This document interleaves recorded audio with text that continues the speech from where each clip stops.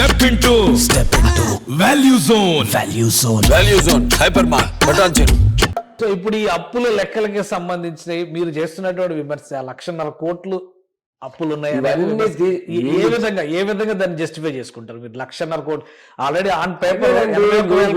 ఇవాళ సింగరేణికే 29,000 కోట్లు ఇవ్వాలండి పవరు. భూపాలపల్లి 2 పవర్ స్టేషన్స్ సింగరేణివి. ఎంతైనా అది వేరే సంస్థ, అది ఎలక్ట్రిసిటీ బోర్డు కాదు కదా, అది ఒక కార్పొరేషన్.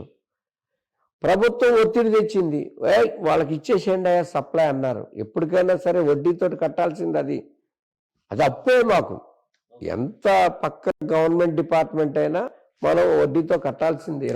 ప్రజల కోసమే కదా పనిచేసేది. ప్రజల కోసం పనిచేస్తే దానికి ఒక లెక్క ఉండదండి. దేని సంస్థ దేని లెక్కలు దానివే, ఆయన విధానాలు ఆయనవే. అలాగే 2000 మెగావాట్ వాళ్ళకి సోలార్ కూడా ఉంది. దాన్ని కూడా ఎనర్జీ అంతా దీన్ని తీసుకునేవాళ్ళు.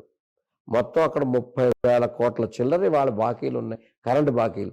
ప్రైవేట్ సెక్టార్లో ఆదాని ఇట్లాంటి వాళ్ళ దగ్గర కొంటారు, అవి మాత్రం లెక్క రాదు.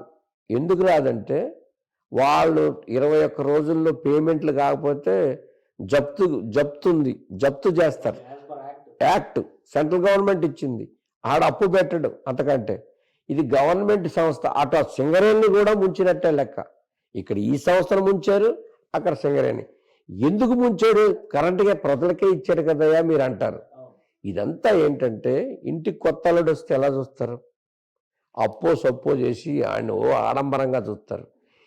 ఎప్పుడైతే కరెంట్ అనేది కిరణ్ కుమార్ రెడ్డి గారు అంధకారం అవుతుంది అన్నాడో ఆ స్లోగన్ నేను తీసుకొని కరెంటు విషయంలో ఇలాంటి శ్రద్ధ తీసుకున్నాడు. పవర్ ముబ్బడిగా ఇవ్వాలి, చక్కగా ఇవ్వాలి, దానికి లోటు రాకూడదు.